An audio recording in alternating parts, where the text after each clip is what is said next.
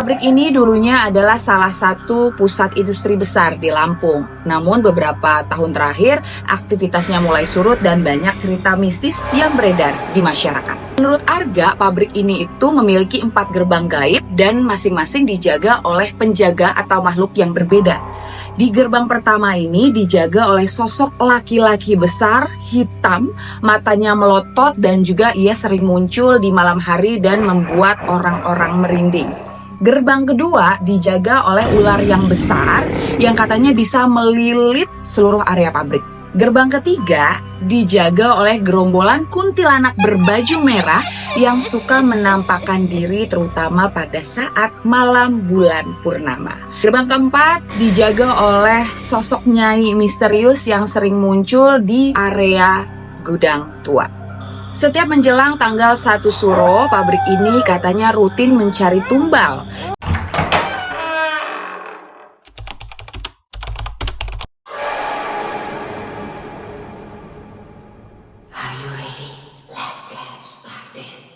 Hai guys, thank you for coming and welcome back to segmen Kerok, kisah epic horror kamu, aku, kita. Tempat kita akan bergibah tentang cerita-cerita serem yang ada di sekitar kita. Dan hari ini aku akan bawakan cerita horor nyata dari Lampung.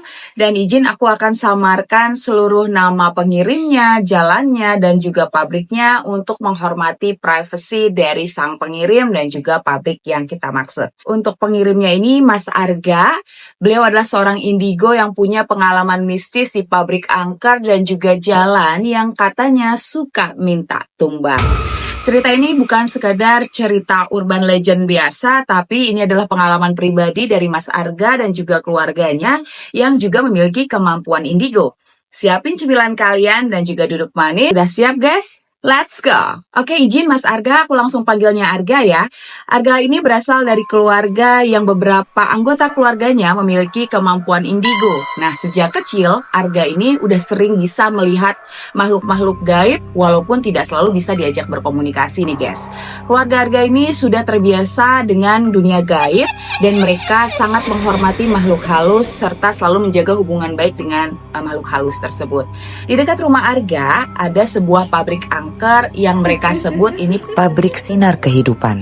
Nah, pabrik ini sudah lama terkenal angker di kalangan warga sekitar. Pabrik ini dulunya adalah salah satu pusat industri besar di Lampung. Namun beberapa tahun terakhir, aktivitasnya mulai surut dan banyak cerita mistis yang beredar di masyarakat. Menurut Arga, pabrik ini itu memiliki 4 gerbang gaib dan masing-masing dijaga oleh penjaga atau makhluk yang berbeda.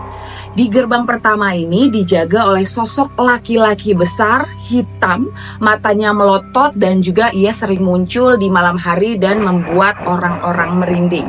Gerbang kedua dijaga oleh ular yang besar yang katanya bisa melilit seluruh area pabrik. Gerbang ketiga dijaga oleh gerombolan kuntilanak berbaju merah yang suka menampakkan diri terutama pada saat malam bulan purnama. Gerbang keempat dijaga oleh sosok nyai misterius yang sering muncul di area gudang tua. Setiap menjelang tanggal 1 Suro, pabrik ini katanya rutin mencari tumbal. Biasanya korban diambil dari pengendara yang lewat di depan area pabrik, tepatnya di Jalan Anggrek Bulan. Jalan ini memang terkenal angker, sering banget terjadi kecelakaan maut, apalagi menjelang malam-malam tertentu. Tante Arga juga pernah bilang nih ke Arga, "Ga, kalau kamu nanti lewat depan pabrik, hati-hati ya, jangan ngebut. Jangan lupa berdoa karena katanya sebentar lagi jin-jin di sana bakal cari tumbal barunya." Tante lihat mereka ini lagi cari perjaka dan juga perawan, kata tantenya. Nah, Arganya sendiri juga pernah merasakan aura yang berat juga dingin saat ia melewati jalan itu, apalagi saat malam hari. Kadang ia melihat bayangan samar atau mendengar suara-suara aneh yang membuat bulu kuduknya merinding. Oke, beberapa hari sebelum kejadian naas, suasana di area sekitar pabrik sudah mulai terasa berat.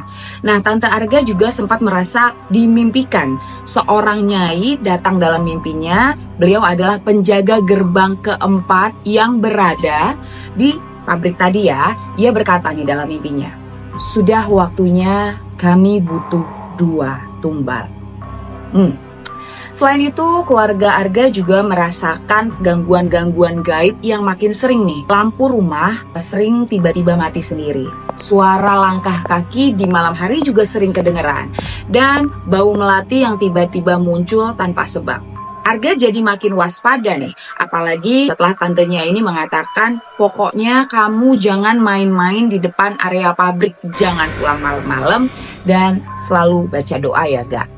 Beberapa hari kemudian, Arga yang sudah SMA ikut lomba pramuka nih antar sekolah di SMA tetangga di dekat pabrik. Sinar kehidupan. Dia dan satu temannya berangkat duluan naik motor, teman-teman lain naik angkot. Tapi ada dua cewek, namanya Dina dan juga Nisa, yang tetap nekat untuk naik motor berdua. Di tengah jalan, Nisa yang awalnya membonceng minta tukeran nih posisinya dengan Dina karena katanya ia sakit perut karena ia sedang haid hari pertama. Baru beberapa meter setelah tukar posisi, motornya tiba-tiba tergelincir sendiri, bukan ditabrak ataupun menabrak. Kemudian Dina terlempar ke pinggir jalan luka parah dan juga pingsan. Dan Nisa terlempar ke tengah jalan dan sebelum sempat bangun, sebuah truk melaju kencang dan menabraknya. Nisa meninggal dunia di tempat, sementara Dina kritis dan harus dibawa ke rumah sakit. Jenazah Nisa langsung disolatkan dan juga dimakamkan malam itu juga. Setelah kejadian, teman-teman pramuka mulai merasakan mimpi-mimpi aneh nih guys. Ada yang mimpi Nisa datang dengan wajah cantik dan juga tersenyum. Ada juga yang mimpi Nisa dalam keadaan wajah dan tubuh yang rusak serta minta tolong. Arga sendiri bermimpi bertemu Nisa yang tersenyum dan kemudian ia berkata, "Gak, kamu yakin gak mau ikut aku? Kenapa kamu nggak bilang kalau Jalan Anggrek Bulan lagi cari korban? Padahal kan kamu tahu." Wow. Setelah itu wajah Nisa berubah jadi menyeramkan dan Arga bangun dengan perasaan bersalah dan juga merinding. Dari cerita Arga, keluarganya memang sudah punya firasat buruk ya sebelum kecelakaan. Mereka percaya setiap tahun pabrik itu memang minta tumbal dan korban seringkali adalah anak muda yang lewat di depan area pabrik, terutama saat tanggal-tanggal tertentu. Menurut Arga, makhluk-makhluk gaib di pabrik itu keluar dan mengganggu pengendara, membuat mereka kehilangan fokus hingga akhirnya terjadi kecelakaan guys. Jalan Anggrek Bulan ini pun jadi terkenal angker dan sering menelan korban. Beberapa warga sekitar juga mengaku melihat penampakan sosok perempuan berbaju putih di sekitar lokasi kecelakaan yang dipercaya mereka adalah arwah dari para korban tumbal. Gak cuma Arga nih guys, beberapa anggota keluarga juga pernah mengalami Kejadian. mistis di sekitar pabrik. Ada yang tiba-tiba melihat sosok tinggi besar berdiri di gerbang pabrik pada saat tengah malam hari.